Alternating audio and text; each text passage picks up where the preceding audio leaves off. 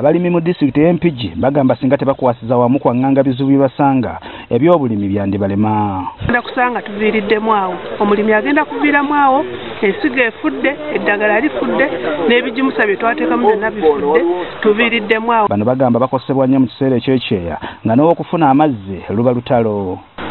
Tusanga obuzibu bw'amazzi ng'omusana gwase, emmwanyi zonna ne zikola ekirerya by'obadde osuubira okubeera nti okola ki ofunamu byonna n'ekala n'ebiyiika n'ekukumuka olw'okugwa obuwota. Emmwanyi bwe zibaako empeke gye tuyita cherry oba berry ebeera eweewo ku etuuka ya kirerya.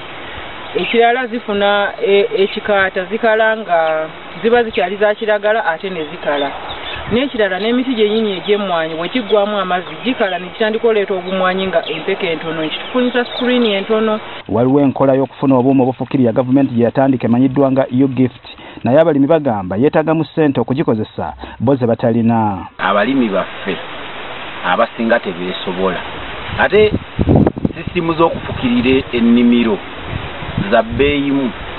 Gavumenti yaffe badde yatuyambako awo ku disitulikiti nga osasulako percentage entonotono naye weesanga nga ne percentage eyo gy'olabanga entono bw'oziza mu ssente ziba nnyingi ku mulimi wa wansi.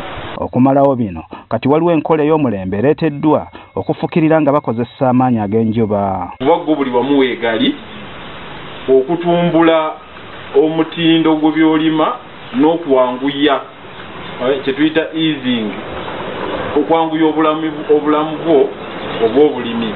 Naye kati nga tubaleetedde bapatana bano ng'abajjibu enkola zino baziyina ate ku bbeeyi entono ddala. Kyova olaba ndi wano eno nga mbakubiriza nti bannaye mwettanira abantu bano babawe solar systems eza irrigation ku bbeeyi ensaamusaamu. Akulira ebyobulimi n'obulunzi mu district Patrick James Serwadda atubuulidde nti embalirira yaabwe nga district ebadde tebasobozesa kukola byonna naye ke bafunye abayambako obulimi bwa kutinta. Ku nkola eno bwe bajja ne batuyambako kitegeeza tugenda kubanga tukavalinga oba nga tuyamba ku bantu abawerako era n'okubanga tusaasaanya engeri ey'okukuuma obutonde bw'ensi. Pulojekiti eno etuumiddwa Distributed Renewable Energy Ecosystems Model nga yakumala emyaka 3 mu disitulikiti y'Empigi.